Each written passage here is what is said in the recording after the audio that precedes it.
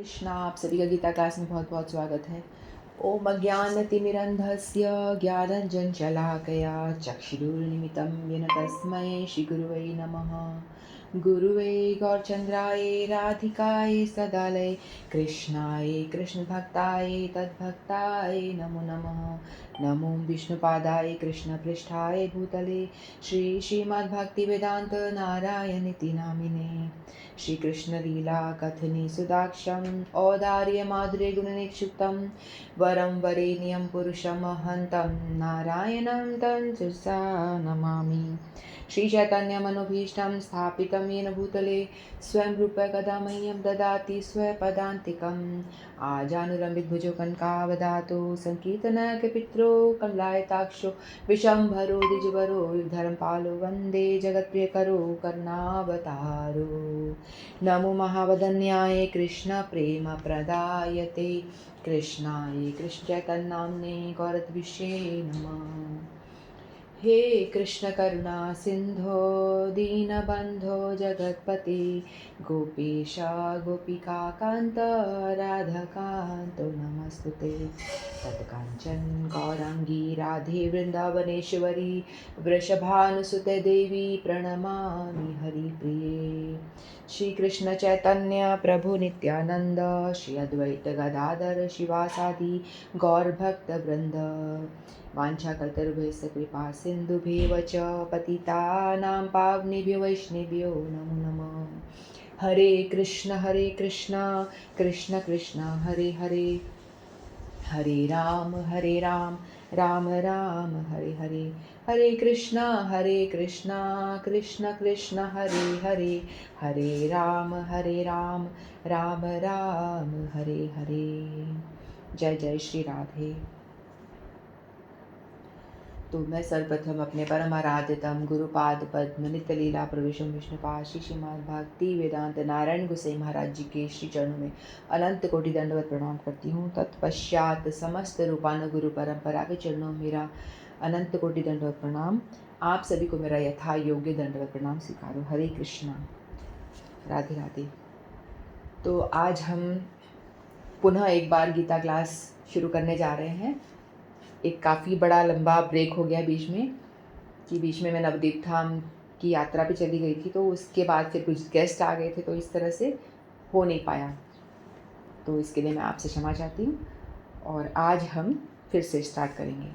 तो थोड़ा हम देख लेते हैं कि हम कर क्या रहे थे, क्योंकि बहुत टाइम से चीज़ों को छोड़ देते हैं तो भूल जाते हैं। तो हम 6ठे अध्याय में हैं और हम ध्यान योग, भगवद गीता का 6ठा अध्याय ध्यान योग, इसका हम अध्ययन कर रहे थे। तो इसमें भगवान ने बताया था कि दो तरह के जो योग रुरुक्षु और योग आरूढ़, दो तरह के साधकों के विषय में भगवान बता रहे थे। तो पहले भगवान ने बताया था योगारूढ़ जो होता है, योग रुरुक्षु का मतलब वो होता है बिगनर, जो अष्टांग योग की साधना में नया घुसता है, उसको बोलते हैं योग रुरुक्षु। फिर भगवान ने बताया था जो योग आरूढ़ हो जाता है, यानी आरूढ़ हो गया, यानी उस पर स्थिर हो चुका है योगा में, यानी जो स्टूडेंट पक्का हो चुका है, पढ़ाई में थोड़ा सा स्थिर हो गया है और वो अपने साधना में पक्का हो चुका है, उसको बोलते हैं योग आरूढ़। तो फिर भगवान यहाँ पे इस अध्याय में भगवान माइंड के विषय में, यानी हमारे मन के विषय में चर्चा कर रहे हैं। मन के बारे में बात कर रहे हैं कि मन जो है हमारा बड़ा ही चंचल होता है ना। मन को भगवान ने किससे कंपेयर किया है, बताया गया है कि मन एक बंदर से कंपेयर किया गया है। जब बंदर होता है, आपने देखा बंदर कैसा होता है? आप जब वृंदावन कभी जाते हो तो बंदर को आप देखोगे पेड़ की टहनी पर वो एक स्थिर बैठ ही नहीं सकता, कभी इस टहनी पर कभी उस टहनी पर, वो छलांग लगाता ही रहता है, फुदकता ही रहता है। तो बंदर को मान लो कि दारू पिला दी जाए तो उसका क्या हाल होगा? तो और भी इसके अंदर स्पीड बढ़ जाएगी, उसकी चंचलता जो है और एक्सट्रीम लेवल तक बढ़ जाएगी। और भी दारू पिलाने के बाद में भी उस पर कोई भूत चढ़ जाए या उसको बिच्छू काट दे तो उसका क्या हाल होगा? तो आप इमेजिन भी नहीं कर पाओगे कि बंदर की स्थिति क्या हो जाएगी। वैसे ही बंदर जो है इतना नटखट और इतना ज़्यादा चंचल होता है, एक जगह स्थिर रह ही नहीं सकता है। तो वही ठीक स्थिति हमारे मन की भी है। हमारे मन को भी उस बंदर से कंपेयर किया गया है। जितना बंदर चंचल होता है उतना ही चंचल हमारा जो है मन भी है। उसको कंट्रोल करना बहुत मुश्किल है। यदि हम अपने प्रयास से उसको कंट्रोल करने की कोशिश करेंगे तो हम नहीं कर पाएंगे, ये असंभव है। क्योंकि हमने पहले पढ़ा है ना कि कई सारे मुनि ऋषि जो हुए हैं जिन्होंने काफ़ी लंबी लंबी तपस्याएं करी हैं, मन को अपने आप कंट्रोल करने का प्रयास करते, लेकिन तभी कोई मेनका आ जाती है। जैसे विश्वामित्र जी थे, उनने कई हज़ारों हज़ारों साल तपस्या करी जंगल में जा कर के, लेकिन कोई मेनका आई छन छन छन छन करके और उनका सारा भंग हो गया। वैसे सौगरी ऋषि के बारे में भी हमने सुना था। तो सौगरी ऋषि जो है वो कहते हैं कि मुझे दुनिया में जो भी आकर्षण है उसको नहीं देखना है। यदि मैं इन आकर्षण को देखूंगा तो क्या होगा, मैं इस मोह माया में फंस जाऊंगा। तो अच्छा होगा कि मैं ऐसी एकांत जगह चला जाऊं जहाँ पे मुझे कोई भी मोह माया टच ना कर पाए। तो उन्होंने क्या करा, वो पानी के अंदर चले गए, यमुना जी में पानी के अंदर जाकर के वहाँ उन्होंने अपनी साधना करी और वहाँ हज़ारों हज़ारों साल उन्होंने, कई हज़ारों वर्ष उन्होंने साधना करी और वो बिल्कुल सेफ थे। उनको लगा कि कोई भी मोह माया आसपास नहीं है, कुछ भी नहीं है, तो मैं भगवत प्राप्ति कर ही लूँगा, ये उनका मानना था। लेकिन वहाँ उन्होंने 2 मछलियों को साथ में देखा।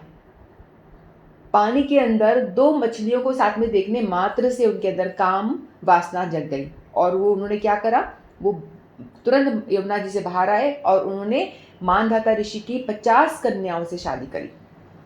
और उनका इतना योग बल था, उनकी बल जो इतना था, योग का उनके अंदर बहुत पावर था, जिसकी वजह से उन्होंने अपने 50 रूप बना लिए। इतनी सिद्धि भी उनके पास आ गई, 50 रूप बना लिए और 50 कन्याओं के साथ में बड़ा महल बना करके बहुत उन्होंने भोग करा फिर। तो इसलिए कहते हैं कि आप मन को कंट्रोल करने के लिए जो योगी लोग करते थे, ये इतना आसान नहीं है। मन को वश में कर पाना बहुत मुश्किल है। यदि आप मन को वश में करना चाहते हैं तो सिर्फ एक ही उपाय है कि आप भगवान का नाम का सहारा लें, भक्ति करें, तो ही कुछ हो सकता है। अन्यथा तो कुछ भी करेंगे, एक टाइम ऐसा आता है कि आपका पतन हो जाता है। तो इसमें भगवान ने मन के बारे में बात की थी। भगवान बताया था कि मन ही हमारा सबसे बड़ा शत्रु है और मन ही हमारा सबसे बड़ा मित्र भी है। यदि मन आपके वश में है, यदि आपने मन को वश में कर लिया है, तो वो आपका सबसे बड़ा मित्र है, क्योंकि वो आपको हर अच्छे काम में लगाएगा, आपको भगवत प्राप्ति की ओर जाने में आपकी मदद करेगा, वो हर संभव आपको तैयार करेगा, आपको लेकर जाएगा। वहीं यदि मन आपके विरुद्ध है, आपका दुश्मन है। दुश्मन कैसे हुआ? यदि वो भक्ति नहीं कर रहा है, यदि आपको भगवान की और भगवत कोई भी कार्य आप कर रहे हो उसमें आपको रोकता है, आपका मन आपको विरोध करता है। यदि आप कथा सुनना चाहते हो, मन कहता है नहीं सुनना, मुझे टीवी में कुछ और कचरा देखना है। आपका मन कहता है कि हमें धाम जाके दर्शन करने हैं, आपका मन कहता है नहीं, मुझे कहीं और नैनीताल या कहीं और मसूरी लेके जाओ, वहाँ मुझे अपना आनंद करना है। तो मन जो है आपका सबसे बड़ा दुश्मन हो गया, क्योंकि आपको वो भगवत प्राप्ति की ओर बढ़ने ही नहीं दे रहा है, तो वो आपका सबसे बड़ा शत्रु है। और यदि मन आपके वश में हो गया तो आपका मन आपको वो काम करवाएगा जो भगवान की ओर आपको लेके जाएगा। तो मन ही आपका सबसे बड़ा मित्र है और सबसे बड़ा शत्रु है। ऐसा भगवान ने पहले जो हमने श्लोक कर लिए उनमें बताया था। मैं इसलिए दोबारा बोल रही हूँ ताकि थोड़ा सा हम याद आ जाए कि हमने क्या पढ़ा था। यदि मन को हमने वश में कर लिया तो, क्योंकि जो सारी इंद्रियां हैं ना हमारी, जो हमारी 5 इंद्रियां हैं मेन, जो ज्ञानेंद्रिय जिन्हें कहते हैं, आँख, नाक, जिह्वा, त्वचा, कर्ण, कान, तो इनके ये जो इंद्रियां हैं अपनी इंद्रिय विषयों में वो रमण करती हैं। आँख को सुंदर दृश्य चाहिए, कानों को सुंदर सुनने के लिए चाहिए, है ना, अपनी तारीफ कह लो या कुछ भी अच्छा म्यूज़िक कह लो, कुछ भी। तो सभी इंद्रियां जो है अपने विषयों में रमण करती है ना। और जो मन है उनका राजा है।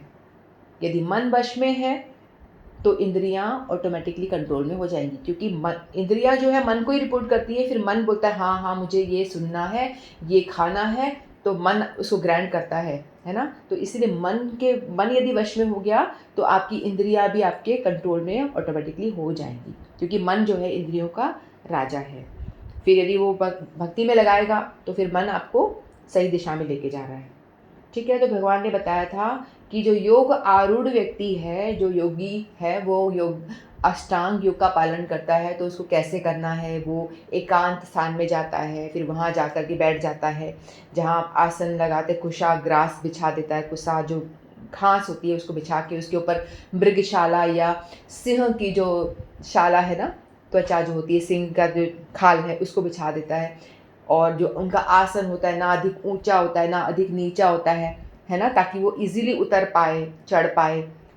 और नीचा होगा तो कीड़े मकोड़े सब आ सकते हैं, क्योंकि जंगल में जाके वो प्रैक्टिस कर रहा है ना। और ये जो छाल बिछाने का रीज़न बताया था कि भाई इससे क्या होता है, कीड़े मकोड़े नहीं आते, सांप बिच्छू ये सब चीज़ें जो है रेप्टाइल्स वगैरह पास में नहीं आते, ताकि जो योग आरूढ़ व्यक्ति है, जो साधक है, उसको दिक्कत ना हो। फिर वो ये सब बातें भगवान ने बताए थे। और वो किसी द्वेष नहीं करता, कोई उसका मित्र है या दुश्मन है या कुछ भी है, किसी से उसको फ़र्क नहीं पड़ता, क्योंकि वो उसको कुछ हायर टेस्ट मिल रहा होता है अपने, उसका एक गोल होता है कि मुझे भगवत प्राप्ति करनी है, तो उस गोल को ही वो उसका एक ध्यान होता है, और फालतू बातों पे इसका कोई ध्यान जाता नहीं है इस तरह से। अब आगे का श्लोक हम लेते हैं, 16वां श्लोक। नात्यश्नतस्तु योगो अस्ति न चैकान्त अश्नत न चाति स्वप्नशीलस्य जाग्रतो नैव चार्जुन। नात्यश्नतस्तु योगो नास्ति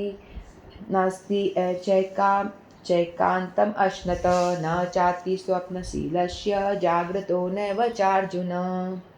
तो श्री भगवान कहते हैं, हे अर्जुन, जो अधिक खाता है या बहुत कम खाता है या अधिक सोता है अथवा जो पर्याप्त नहीं सोता, उसे योगी बनने की कोई संभावना नहीं है। तो भगवान यहाँ मतलब बता रहे हैं कि कौन कौन से rules and regulations, do's and don'ts के बारे में भगवान जिक्र कर रहे हैं। पहले भी भगवान ने यही सारी बातें बताई कि आसन कैसा होना चाहिए, है ना, उसका व्यवहार कैसा होना चाहिए। अब बता रहे हैं कि उसको, जो व्यक्ति अत्यधिक खाता है और जो व्यक्ति कम खाता है या बहुत सोता है या नहीं सोता, 4 चीज़ें बताई। ज़्यादा खाना, नहीं खाना, ज़्यादा सोना, नहीं सोना, तो वो योगा अभ्यास नहीं कर सकता, वो योगी नहीं बन सकता। तो इसके लिए क्या बताया भगवान ने, चलो हम थोड़ा सा पढ़ते हैं। यहाँ पर योगियों के लिए भोजन तथा नींद के नियमन की संस्तुति की गई है। अधिक भोजन का अर्थ है शरीर तथा आत्मा को बनाए रखने के लिए आवश्यकता से अधिक भोजन करना। तो हम लोगों को खाना जो है बैलेंस खाना चाहिए। हम लोग क्या करते हैं, ठूस ठूस के खाना भर लेते हैं। हमने देखा है ना कि जितनी भी बीमारियां होती हैं ना, वो इंसान खा खा के ही मरता है, बिना खाए नहीं मरता। ठूस ठूस के खा खा करके वो बीमारी को इनवाइट करता है। बीपी होता है आपको, स्ट्रेस प्रॉब्लम्स होती है, हार्ट की प्रॉब्लम हो जाती है। क्यों होती है? ज़्यादातर जितनी बीमारियां प्रॉब्लम्स हो रही हैं सिर्फ खाने मात्र से, अधिक खाने से। तो भगवान कह रहे हैं कि यदि आप ज़्यादा खाओगे तो क्या होगा, ज़्यादा नींद आएगी आपको। जितना ज़्यादा खाओगे उतना आपको नींद अधिक आएगी, है ना। तो इसीलिए आपको खाना जो है वो बैलेंस करना पड़ेगा। जैसे कि हम देखते हैं मिक्सर, जब हम घर में सभी मिक्सी चलाते हैं ना, तो उसमें हम ऊपर तक यदि भर देंगे कोई भी वस्तु, उसको ऊपर तक भर देंगे तो क्या वो घूमेगा? वो घूमेगा ही नहीं। उसके लिए हमें क्या करना पड़ेगा, उसको आधा भरना पड़ेगा। मिक्सी के जार को हमें आधा फुल करना पड़ेगा, और आधा उसको पानी थोड़ा डालना है, आधा उसको खाली छोड़ना है, तभी वो इजीली घूम पाएगा, है ना। इसी तरह से हमारा जो पेट है वो भी ऐसा ही है, या गुब्बारे की तरफ है। जितना अधिक यदि उसे भर दोगे, हवा भर दोगे तो वो फूट जाएगा। यदि कम भरोगे तो भी वो ठीक से फूलेगा नहीं, फुसा हुआ सा रहेगा। तो इसीलिए हमारे पेट भी एक गुब्बारा जैसा ही है। उसके अंदर हमें क्या करना है, बैलेंस डाइट ही डालनी है। ऐसा नहीं कि ठूस ठूस के भर दो उसके अंदर। मतलब जितना जीने के लिए आवश्यक है, जितना से हमारी आत्मा और हमारा शरीर, सोल एंड बॉडी दोनों मेंटेन कर पाएँ, उतना हमें खाना है। मतलब ठूस ठूस के नहीं भरना है, पूरा 100% मत भर दो उसको, थोड़ा खाली छोड़ो, ठीक है। यानी आधा उसमें बताया गया है कि आधा पेट आप खाना भरो, और आधा जो बचा है उसमें आधा पानी हो, आधा हवा की जगह हो। ये तरीका है खाना खाने का। आधा पेट खाली, आधा पेट भरा भोजन से, और आधे में हवा, आधे में पानी। ऐसे आप खाओगे खाने को तो उससे क्या होगा, आपका पाचन क्रिया जो है वो सही तरह से सुचारू रूप से चलती रहेगी, ठीक से होगा। अन्यथा क्या होगा, खाना डाइजेस्ट नहीं हो पाएगा, डकारे पे डकारे मारते रहोगे बैठे बैठे आप, और खाना आपका ठीक से पचेगा नहीं, और बॉडी शरीर को वो खाना लगेगा भी नहीं। तो ये बताया गया है। मनुष्य को मांसाहार करने की आवश्यकता नहीं है, क्योंकि प्रचुर मात्रा में अन्न, शाक, फल और दुग्ध उपलब्ध है। ऐसे सादे भोज्य पदार्थ भगवद गीता के अनुसार सत्वगुणी माने जाते हैं।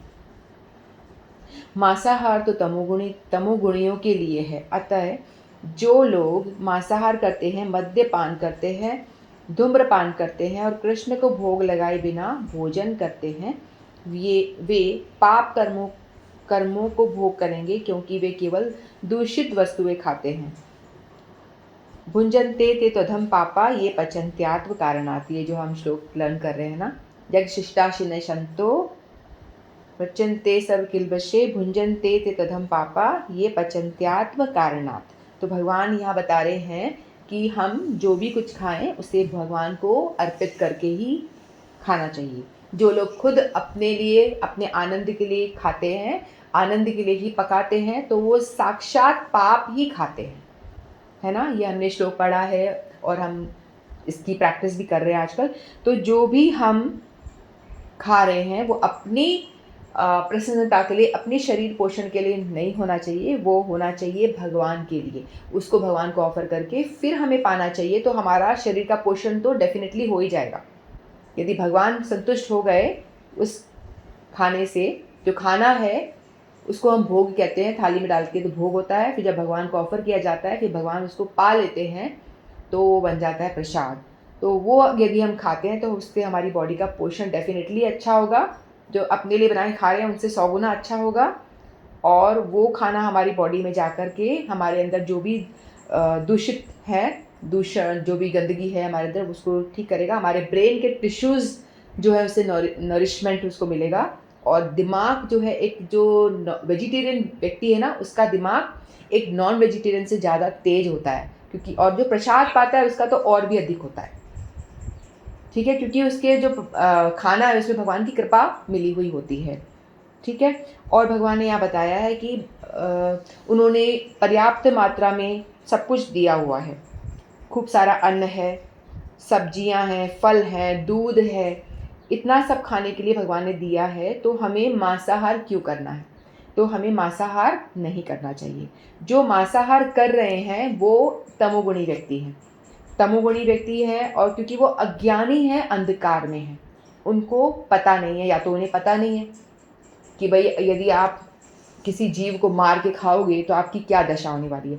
लोग बोलते हैं कि यदि मैं अंडा खाती आज, या अंडा खाता, या मैं नॉनवेज खाता, तो मेरी बॉडी अच्छी हष्ट पुष्ट, यानी डोले शोले बन जाते मेरे। लेकिन उनके डोले शोले बनते या ना बनते वो तो पता नहीं, और उनको विटामिन प्रोटीन क्या मिलता वो भी पता नहीं, लेकिन एक विटामिन तो जरूर मिल जाता, वो है सिन, पाप। ये विटामिन पक्का मिल जाता। इसकी तो 100% गारंटी है कि जब आप मरोगे तो आपको ऐसे नरक में डाला जाएगा जहाँ पे जिन को आपने मार मार के खाया है वो सारे चक्कू ये हाथ में लेकर हथियार लेके खड़े होंगे कि भाई अब तू आ, तेरे को देखते हैं। फिर वो तुम्हें मार मार के खाएंगे और तुम्हें कढ़ाई में तला जाएगा, जैसे आपने उनको कढ़ाई में तल के पका कर खाया है ना। जो भी नॉनवेज खाते हैं, हम में से तो कोई नहीं है मुझे पता है, लेकिन जैसा भगवद गीता में बताया मैं उसी को एक्सप्लेन कर रही हूँ। जो उनको बताया वो उनको भी इस तरह से तल के खाया जाएगा। तो ये चीज़ पता नहीं है जिनको, वो ऐसा कर रहे हैं, उनको अपने स्वाद के लिए किसी की हत्या करके खाते हैं। किसी जीव की हत्या करना कितनी गलत बात है। देखो हमारे घर में यदि किसी की मृत्यु हो जाती कभी, तो हम क्या करते हैं, पूरे घर में एक नेगेटिविटी छा जाती है ना, पूरा घर एक नेगेटिविटी में छा जाता है, और जब तक कि उस शव को ले जा करके उनका क्रियाक्रम संस्कार नहीं हो जाता तब तक घर में अशुद्धता रहती है। फिर जब सब कुछ हो जाता है उसके बाद में क्या करते हैं, घर को धोया जाता है, फिर उसमें गंगा जल, यमुना जल डाल के क्लीन करा जाता है, शुद्ध किया जाता है, गौमूत्र डाल के सब कुछ घर को शुद्ध किया जाता है। हम वहाँ पे बैठना भी पसंद नहीं करते उस स्थान पे, कितनी नेगेटिविटी आती है। तो ये जो मृत शरीर है हमारा हो या किसी जीव का हो, बात तो एक ही है ना। वो भी मृत है, जिसको मार के खा रहे हो, वो भी तो एक मृत शरीर ही तो है, चाहे वो किसी बकरे का हो या मुर्गी का हो, किसी का भी हो, लेकिन मरा हुआ ही तो है। जैसे एक मरे हुए चूहे को छोड़ दो, कितनी बदबू आने शुरू हो जाती है, तो वैसे ही वो उसको आप छोड़ दो, उसको खा रहे हो आप, कितनी गलत बात है। जैसे आपने अपने आप को क्या बना रखा है, अपने पेट को शमशान घाट बना रखा है, उसको खा के पका करके अपने अंदर डाल रहे हो, तो आपका पेट क्या हो गया, शमशान घाट हो गया ना। तो कितनी गलत बात है ये चीज़, थोड़ा सोच के देखेंगे तो मालूम पड़ेगा कि भाई क्यों खा रहे हो भाई, क्यों कर इतना पाप। एक तो आपका शरीर भी खराब हो रहा है। जानवरों का यदि हम खाते हैं ना, मांस वगैरह खाते हैं, तो कोलेस्ट्रॉल लेवल ज़रूर बढ़ेगा, क्योंकि जो एनिमल फूड है उसी से ही कोलेस्ट्रॉल बढ़ता है। यदि हरी सब्जियां ये सब खा रहे हो ना, प्लांट जो फूड होता है उससे आप पे कोलेस्ट्रॉल भी नहीं बढ़ता है, लेकिन एनिमल फूड से ही कोलेस्ट्रॉल बढ़ता है। तो आपकी शरीर भी खराब हो रहा है, आपका कर्म भी खराब हो रहा है मांसाहार करने से। तो जो अज्ञानता में है वो कर रहे हैं, उनको इनको ये सब भुगतना पड़ेगा। और जो जिनको थोड़ा ज्ञान हो गया है, वो यदि रोक नहीं पा रहे हैं तो वो तमोगुणी ही कहे जाएंगे। वो भी तमोगुणी है, ये भी तमोगुणी, क्योंकि वो अपने आप को रोक नहीं पा रहे हैं वो खाने से, और उनका भी उनको फल भुगतना पड़ेगा। इसीलिए चाहिए कि हमें, भगवान बताते हैं कि मांसाहार ना करके हमें सात्विक, शुद्ध सात्विक भोजन करना चाहिए। वो भी डायरेक्ट खुद से नहीं खाना है, भगवान को ऑफर करके उसके बाद ही हमें उसका सेवन करना चाहिए। ठीक है, जैसे कि हम सारे पापों से बच सके। और मद्यपान नहीं करना, दारू वगैरह ये सब नहीं पीना चाहिए, मांसाहार, धूम्रपान, ये सब गलत चीज़ें नहीं करनी चाहिए, जिससे कि हमारे अंदर कुछ भी उल्टा सीधा ना जाए। ठीक है।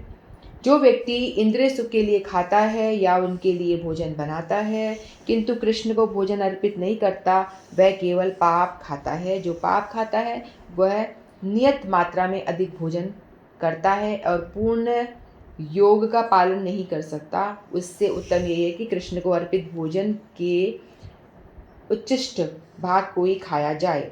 उच्चिष्ट भाग यानी भगवान का जूठन, भगवान को ऑफर किया, उसके बाद में जो जूठन बच रही है उसको कहते हैं उच्चिष्ट, भगवान का उच्चिष्ट, वही खाया जाए। कृष्ण भावना भावित व्यक्ति कभी भी ऐसा भोजन नहीं करता जो उसके पूर्व कृष्ण को अर्पित न किया गया हो। जो कृष्ण भावना भावित व्यक्ति है वो ये देखेगा कि जो भी आपके मुंह में जा रहा है, जो भी वस्तु जा रही है, वो पहले भगवान के पास ऑफर हो, उसके बाद ही जाए। चाहे वो दूध हो, चाहे फल फ्रूट हो, चाहे जल ही क्यों ना हो, ऐसे होना चाहिए। पानी भी आप पी रहे हो तो एक बार भगवान को स्मरण कर दीजिए। अगर आप बार बार ऑफर नहीं कर पा रहे हो, बार बार पानी पी रहे हो, तो एक बार आप भगवान को याद करके फिर उसे पी लीजिए, मन से ऑफर कर दीजिए। तो ऐसा करना चाहिए।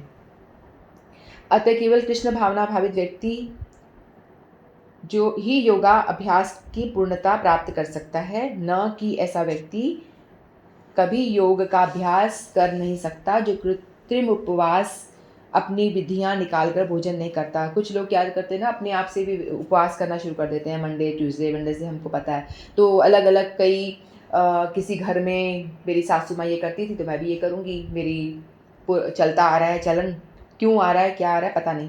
तो ऐसे ही अपने आप से बनाया हुआ कृत्रिम कह रहे हैं इसको, उपवास करते रहते हैं। तो ऐसा बताया गया है कि जो शास्त्रों में बताया गया है उसी को पालन करना चाहिए। शास्त्रों में जैसे एक व्रत है, एकादशी व्रत, जो शास्त्रों में बताया गया है। और कोई व्यक्ति मरता है तो उसके बाद भी हम क्या देते हैं उसको, एकादशी का व्रत दान दिया जाता है, क्योंकि ये जो व्रत है वो आपके जीवित अवस्था में भी आपका कल्याण करता है, मरने के बाद भी आपका कल्याण करता है। व्यक्ति मर गया उसके बाद भी हम उसको ये व्रत दान कर सकते हैं। तो अच्छा तो यही है कि भाई मरने के बाद क्यों सोचे कि मेरे बच्चे या कोई हमें, मेरी बेटा बहू कुछ हमें दान करे। बेटर है कि अपने आप को खुद से ही कर लें।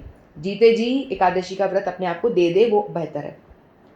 किसी और के लिए क्यों छोड़े। जो नहीं करते उनके लिए दूसरों को करना पड़ता है। भाई इसने पूरी ज़िंदगी अपनी पाप में बिताई है, नॉनवेज खाया, ये करा, उल्टे सीधे इंद्र गति में रहा है, लेकिन अब इसको, इसका गति कैसे अच्छी हो, इसको एकादशी हम दे। ऐसा होता है ना, पंडित जी बोलते हैं आप लोग एकादशी दीजिए ताकि इसका कल्याण हो, जो आत्मा चली गई है उसका कल्याण हो, आगे का सफ़र उसका अच्छा हो।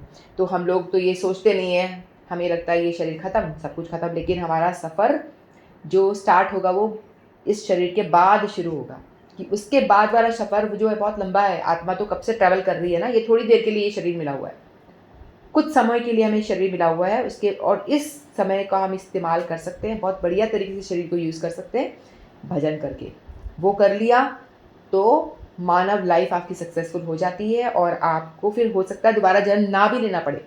तो इस जो शरीर लिमिटेड टाइम के लिए मिला है, थोड़े से टाइम के लिए, हमें पता नहीं 10 20 50 पता नहीं कितने टाइम के लिए है ये हमारे पास में, तो इसका इस्तेमाल कर लेना चाहिए भजन करने के लिए, अन्यथा तो फिर दोबारा से सुकर कुकर ये सब बनना पड़ेगा। वैसे ही रहे तो पता नहीं फिर क्या क्या बनना पड़ेगा, फिर 84 लाख योनि में भटको। ये सब हम बन के आ चुके हैं, जो हम देख के आश्चर्यचकित होते हैं ना, अरे ऐसा ऐसे भी जीव होते हैं, ऐसे भी हम देखते हैं ना कई दफ़ा कि इस तरह भगवान ने कितनी विचित्र सृष्टि बनाई, कितनी सुंदर चिड़ियाँ, कितने सुंदर जीव जंतु। तो हम सब बन चुके हैं ये सब चीज़ें, हमें याद नहीं है। उसके बाद हमें मानव जन्म बनने का सौभाग्य मिला है, तो इसको हमें यूँ ही नहीं व्यर्थ नहीं बिता देना चाहिए।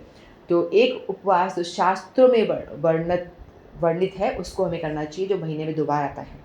ठीक है, 15 दिन में एक बार, फिर 15 दिन में एक बार।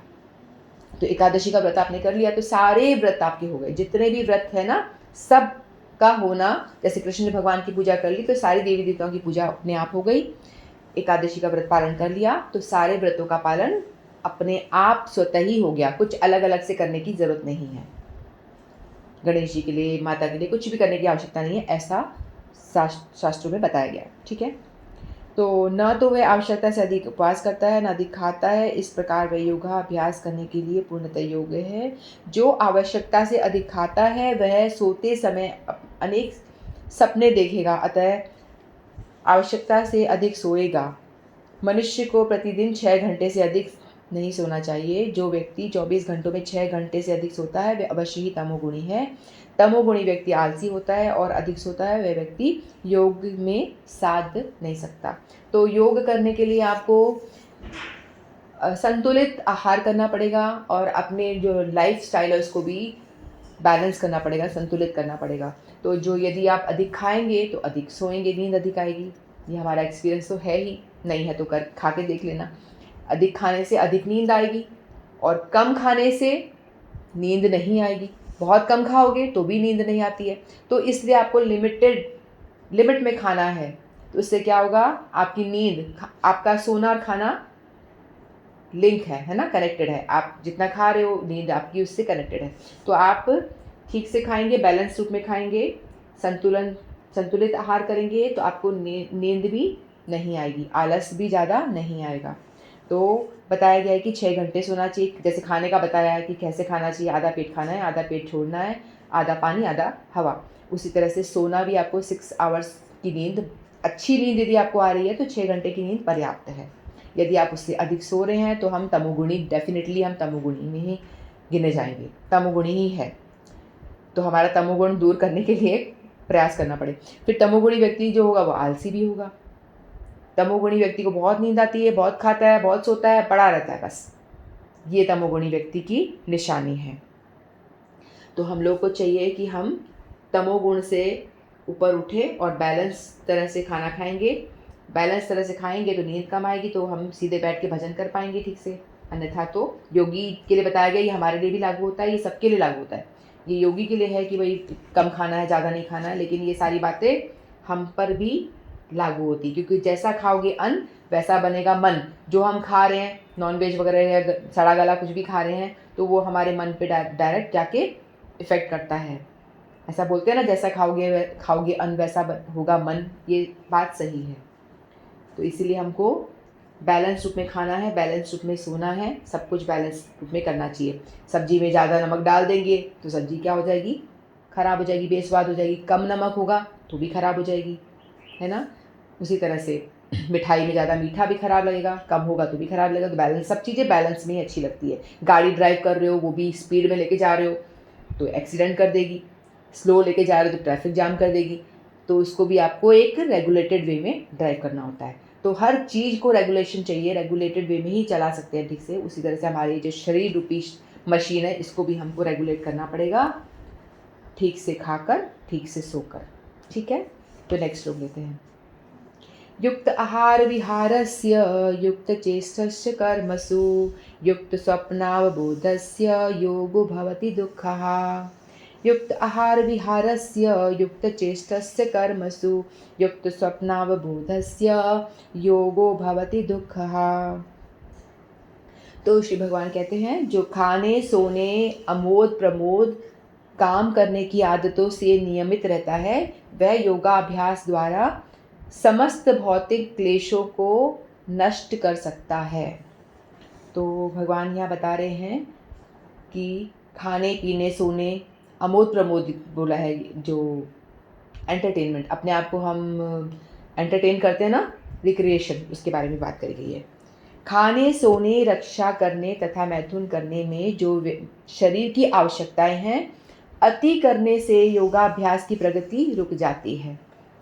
तो ये तो शरीर की आवश्यकताएं, खाना सोना, अपनी रक्षा करना, प्रोटेक्शन है ना, मैथुन, ये सारी जो हमारे शरीर की आवश्यकताएं हैं, लेकिन अति नहीं होनी चाहिए। भगवान यही बताते हैं कि हर चीज़ को हमको रेगुलेटेड वे में ही करना चाहिए।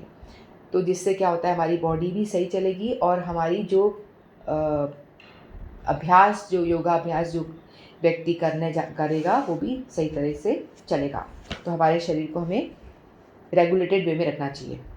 तो एक बहुत ही भागवतम का ही श्लोक है, आहार निद्रा भय मैथुनं च सामान्यमेतत् पशुभिः नराणां धर्मो हि तेषाम् अधिको विशेषो धर्मे हीना पशुभिः समाना। तो भगवान यहाँ बताते हैं कि जो आहार निद्रा भय मैथुन, जो ये शरीर की 4 आवश्यकताएं हैं, इनको रेगुलेट करना चाहिए पशुओं की तरह नहीं। ये सारे जो काम है, 4 काम पशु भी करते हैं और हम मनुष्य भी करते हैं।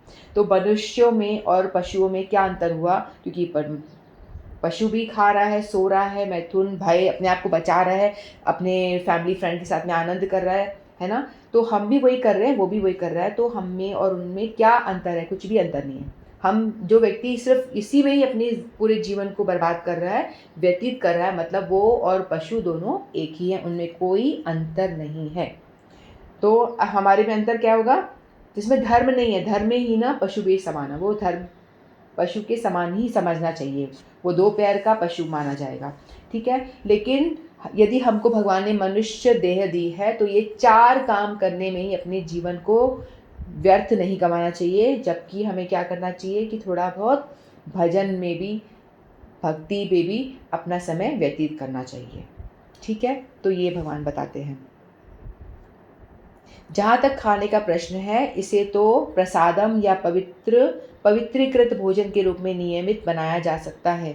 भगवद गीता के अनुसार भगवान कृष्ण को शाक फूल फल अन्न दुग्ध आदि भेंट किए जाते हैं। इस प्रकार एक कृष्ण भावना भावित व्यक्ति को ऐसा भोजन न करने का स्वतः प्रशिक्षण प्राप्त रहता है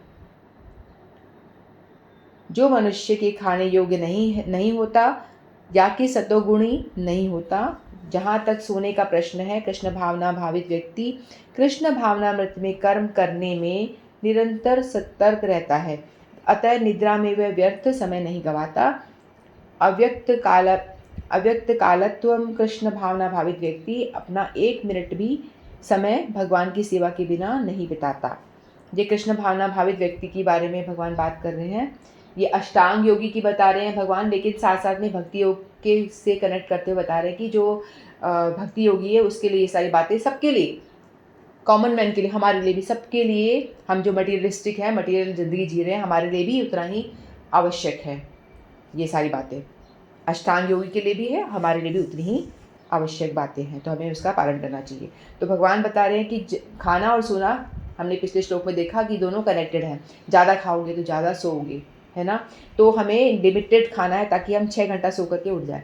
और कुछ हमारे जो गोस्वामी गण है, जैसे रूपा गोस्वामी थे और भी हरिदास ठाकुर, जिसके विषय में हमने बात की ना, कि 92 राउंड्स वो चैंटिंग करते थे। यानी उनको इतना भक्ति करने में, यानी नाम का जाप करने में उनको इतना अधिक आनंद आता था और वो चाहते थे कि 1 मिनट भी वेस्ट ना करें। ऐसे ही बहुत सारे भक्त, ये तो 2 एग्जाम्पल हैं, ऐसे अनेकों अनेक भक्त आज भी हैं हमारे गुरुवर्ग जो श्रेणी में आते हैं। ऐसे भक्त आज भी हैं जो अपना समय, उनको लगता है कि सोना जो है टाइम वेस्ट हो रहा है, कि हम सो सो करके अपने समय का सत्यानाश ना करें। जितना ज़्यादा सो रहे हैं तो हमारी एक्टिविटी कुछ ज़ीरो हो रही है ना, कुछ नहीं कर रहे। तो उनको लगता है कि अपने शरीर से सो सो करके अपनी आयु को कम ना करें, क्योंकि आधा टाइम तो हमारा सोने में ही चला जाता है ना। हमारा दिन 12 घंटे और 12 घंटा सोना, इतना सोओगे तो फिर कई दोपहर में भी सो जाते हैं, तो कितना सारा टाइम हमारा सोने में ही वेस्ट हो जाता है। तो जो कृष्ण भावना भावित व्यक्ति यानी जो भक्ति करना चाह रहा है, वो चाहता है कि अपने ये मनुष्य शरीर में जितना भी समय मुझे मिला है, 50, 60, 70 जितना भी समय मिला हुआ है, जो पता नहीं है, कभी भी जा सकता है हमारे हाथ से, कभी भी छूट जाएगा। तो उसका एक एक क्षण पकड़ लो, एक एक क्षण को वो पकड़ना चाहेगा। हमारी ऐसी औकात नहीं है, लेकिन जो भजन करने वाले लोग हैं वो ऐसा चाहते हैं कि एक एक क्षण हमारा वेस्ट ना हो। जो 1 मिनट हमारा चला गया, 1 मिनट हमारा जो चला गया, हमने व्यर्थ की बातों में गवा दिया, उस एक क्षण को हम चाहे ब्रह्मा जी की पूरी सृष्टि को हम दे दें, तो भी हम उस एक क्षण को वापस नहीं ला सकते। पैसों से तो बात छोड़ ही दो, वापस उस क्षण को लाया नहीं जा सकता। तो वो इतना कीमती है, वो एक क्षण भी हमारे लिए बहुत बहुमूल्य है। तो जो चला गया क्षण वो वापस नहीं आएगा। तो वो व्यक्ति सो सो के अपना समय व्यर्थ नहीं करता, यानी मिनिमम जितना भी कम से कम सोया जाए उसी में अपना टाइम चला करके बाकी जितना समय बचता है पूरा भजन में लगाते हैं। वो भगवान के नाम जपने में, भगवान की सेवा में, भगवान से अपने आप को कनेक्ट करने में ही वो समय को यूटिलाइज़ करते हैं। जैसे हरिदास ठाकुर थे ना, पूरा 22 घंटा भजन करते थे, या 1-2 घंटे ही सिर्फ वो अपने खाने पीने सोने इन सब कामों में सिर्फ 1-2 घंटा। ऐसे रूप गोस्वामी जी थे, वो भी ऐसे ही करते थे, हमारे आचार्य हुए हैं, वो भी 1-2 घंटा सिर्फ वो सोने में व्यतीत करते थे, बाकी पूरा टाइम भजन। सोते थे तो भी उस टाइम पे भी भगवान का ही स्मरण होता था, भगवान के ही स्वप्न में भगवान आ रहे हैं। तो इसलिए जो ज़्यादा खाएगा वो ज़्यादा सोएगा, ज़्यादा व्यर्थ के सपने देखेगा। मटेरियलिस्टिक व्यक्ति है तो वो अपने सपने में घूम रहेगा, और भक्त है वो भगवान के विषय में उसके सपने आएंगे, वो 1-2 घंटा सोएगा उस पर भी। ठीक है, तो अब बाकी जो हम अपना समय व्यर्थ करते हैं, व्हाट्सएप और ये फेसबुक, इंस्टाग्राम, ये जो फालतू जो ये चलाते रहते हैं ना, उसकी तो छोड़ दो। जो भक्त होगा वो सोने का समय भी वेस्ट नहीं करेगा। सोना तो हमें लगता है कि हम सो के उठेंगे तो फ्रेश हो जाएंगे, है ना। तो लेकिन वो थोड़ा सा सोने में भी लिमिटेशन लगाएगा अपनी, कि एक लिमिट में सोना है, लिमिट में उठना है। अतः वह कम से कम सोता है। उसके आदर्श शिल रूप गोस्वामी हैं, जो कृष्ण की सेवा में निरंतर लगे रहते थे और दिन भर में 2 घंटे से अधिक नहीं सोते थे, और कभी कभी तो उतना भी नहीं सोते थे। ठाकुर हरिदास जो अपनी माला की 3 लाख नामों का जप किए बिना तो प्रसाद ग्रहण नहीं करते। ओ माय गॉड, 3 लाख माला जप करना, वो भी प्रसाद पाने से पहले, बहुत ही मुश्किल है। तो ऐसा उनका नियम था। एक तो नाम इतना सारा कर रहे हैं वो, 92 राउंड्स कितना सारा हो गया। हम तो 16 करते हैं तो उसमें हमारी हो जाती है, और वो भी हम सोचते हैं कोई नहीं, अभी 2 कर लेते हैं, फिर 2 कर लेंगे, फिर ऐसे पूरे दिन में डिवाइड करके ऐसे कर लेते हैं। लेकिन वो 92 राउंड्स पूरा 3 लाख नाम जो है खाना खाने से पहले कंप्लीट करते थे। तो इन लोगों से कुछ प्रेरणा लेके हम अपनी औकात के हिसाब से करना चाहिए कि 16 कम से कम कर लें खाने से पहले, हो पाए तो, या अपनी जितनी क्षमता है कुछ तो बढ़ाएं, कुछ तो करें, 2 कर लें, 4 कर लें, जितना हमारी औकात है उस हिसाब से। ठीक है, तो कृष्ण भावना भावित व्यक्ति ऐसा कोई भी कार्य नहीं करता जो कृष्ण से संबंधित ना हो। इस प्रकार उनका कार्य सदैव नियमित रहता है और इंद्रिय तृप्ति से अधूषित। चूँकि कृष्ण भावना भावित व्यक्ति के लिए इंद्रिय तृप्ति का प्रश्न नहीं उठता, अतः उसे तनिक भी भौतिक अवकाश नहीं मिलता, जो कि वह अपने कार्य, वचन, निद्रा, जागृति तथा अन्य सारे शारीरिक कार्यों में नियमित रहता है। अतः उसे कोई भौतिक दुख नहीं सताता। तो यहाँ पे बताया गया है कि जो कृष्ण भावना भावित व्यक्ति है उसका एक रूटीन बनी हुई है। सुबह उठना है, इतने बजे आरती करनी, मंगल आरती करनी है, फिर कथा कीर्तन ये सब होता रहता है। तो किसी व्यक्ति ने एक दफ़ा प्रभुपाद जी को पूछा कि भाई आप लोगों के जो भक्त हैं वो कैसे अपने आप को एंटरटेन करते हैं, है ना। जैसे एक जॉब कोई करता है, नौकरी पे जाता है तो उसको संडे की हॉलिडे मिल जाती है, सैटरडे संडे मिल जाता है हॉलिडे। तो उसमें वो क्या करता है, जाकर के अपना एंजॉय करता है, कहीं खाने पीने चले जाता है, कहीं जो उसका तरीका है एंजॉय करने का वो जाके वो एंजॉय करता है वहाँ पे, जो कि हमारे लिए वो मटीरियल में और घुसना है। मटेरियलिस्टिक लाइफ में और ज़्यादा अपने आप को धंसाना है, क्योंकि वो क्लब में जाएगा, नाचेगा, गाएगा, दारू पिएगा, क्या करे तो क्या करेगा वो? माया में और डूबेगा। तो ये उनका उनका ये है अपने आप को एन्जॉय करना, एन्जॉयमेंट है उनका। तो किसी ने पूछा कि भई आपके भक्तों का क्या करते हो? रिक्रिएशन के लिए क्या करते हैं? अपने एन्जॉयमेंट के लिए वो क्या करते हैं? पूरे दिन हमेशा यही करते हैं। तो प्रभुपाद जी ने बताया कि हमारा ये कृष्ण भावना भावित जो मूवमेंट है ना, इट्सेल्फ ये एक पूरा एक एन्जॉयमेंट वाला ही मूवमेंट है। इसमें आप एन्जॉय करने के लिए क्या करते हो? नाचते हो, गाते हो, यही तो करते हो। खाते हो, नाचते हो, गाते हो, कहीं होटल में जाके बढ़िया खाते हो, कहीं डिस्क में जाके नाचते हो, है ना? और गाते हो, यही करते हो ना? तो हमारा जो मूवमेंट है वो यही कर रहा है, ऑलरेडी यही कर रहा है। तो हमें थकान होती ही नहीं है। जो व्यक्ति इस मूवमेंट से जुड़ा हुआ है, वो थका हुआ अपने आप को फ़ील ही नहीं करता, क्योंकि वो सुबह उठते से ही नाचना शुरू कर देता है। मंगल आरती हो रही है, गाना शुरू कर देता है, गा रहा है, नाच रहा है, कीर्तन हो रहे हैं, नाच गाना ही तो हो रहा है, हो क्या रहा है ना? और फिर खाने के लिए कहीं होटलों में जाके खाना खा रहे हो आप जाके, तो उसमें भी वहाँ पे क्या है, हर दूसरे दिन कुछ ना कुछ फेस्टिवल आता रहता है।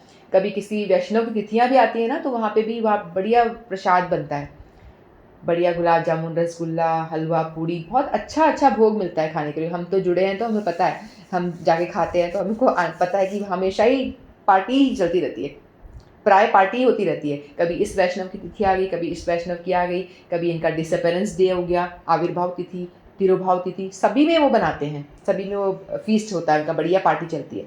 तो खाना पीना, नाचना गाना तो प्राय चलता है, हर दिन चलता है। तो थकान होगी क्यों? क्योंकि आप ऑलरेडी अपने आप को रिफ्रेशमेंट आपको मिलता रह रहा है, दिमाग आपका फ्रेश ही है, और भगवत भक्ति से जुड़ने में आपको वैसे ही रिफ्रेशमेंट मिल जाती है ना? फिर भी यदि आपको ज़्यादा में ज़्यादा कुछ करना है तो ऐसा रिकमेंड किया गया है कि आप वॉक पे जा सकते हैं। बेस्ट आपका रिक्रिएशन के लिए आप वॉक पे जाएँ, डिवोटीज़ वॉक पे जाते हैं, स्विमिंग कर सकते हैं, है ना? ये सारी बातें बताई गई। तो इससे क्या होगा, बाहर आप वॉक कर रहे हो, तो आपको फ्रेश एयर मिलती है, और आप भजन भी कर सकते हो, साथ-साथ में आपकी माला झोली लेके आप भजन भी साथ में कर सकते हो।